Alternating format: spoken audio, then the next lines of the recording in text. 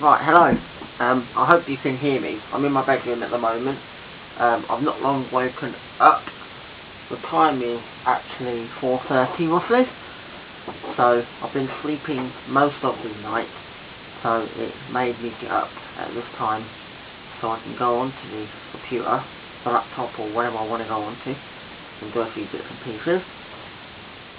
There's nothing really remotely, well, maybe not interesting for some people on this blog, but I want to mention Paul Nicholson, a dart player. Don't know whether everybody knows him, but he's basically from Newcastle and he now resides in Australia, but he beat Phil Taylor last night in the Championship of Darts, the Players Championship, and he went on to beat Mervyn King in the final. So congratulations to Paul Nicholson, who won that dart event. We now know that Phil Taylor is not going to let that go easily, and I'm quite sure that as the next tournament progresses, Phil Taylor will not want to win or lose another tournament, so we'll be back raring to go in his next one. It was a tight contest between the whole tournament, with Colin Lloyd and other players that did quite well. Raymond van Barneveld and John Powell were absent, and if people don't know why, it's because basically the whole Players Championship has been built around so many different events during the year, and when you compete in them, the more wins and points you gather, it enables you to be in a ranking, a Players Championship ranking of the top 32 players, where they go to the big event of the Players Championship.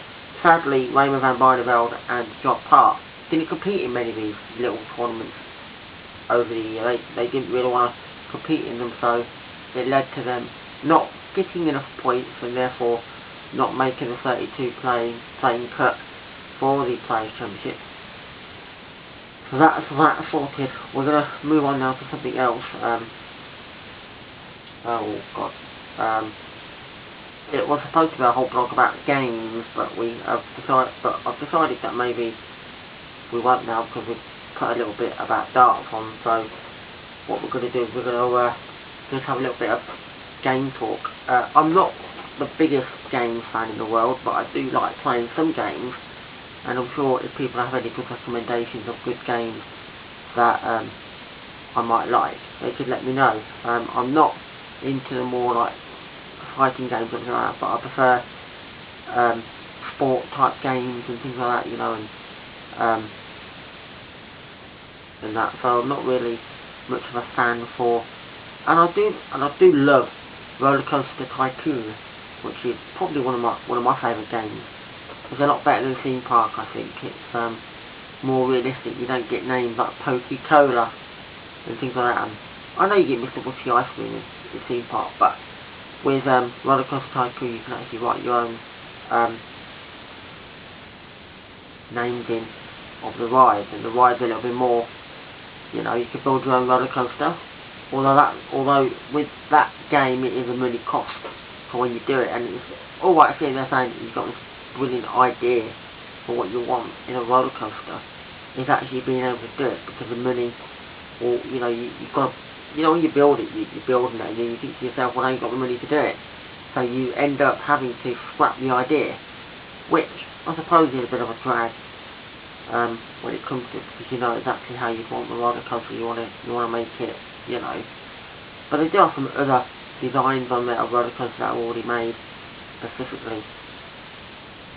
So yeah, that's something and many years ago I used to want to be like a game designer. I used to remember many years ago, roughly 15, 20 odd years ago now, when I was younger, I used to actually ring up some of these game companies and various things, and I would be like thinking of these ideas that I had, because I wanted a computer game, like a football one. I wanted to have it the best football game you could possibly have, and there was always an idea that I would I would ring up these game companies and talk to the people who actually, well, who would I get hold of, just to talk through various things. But it never did really happen.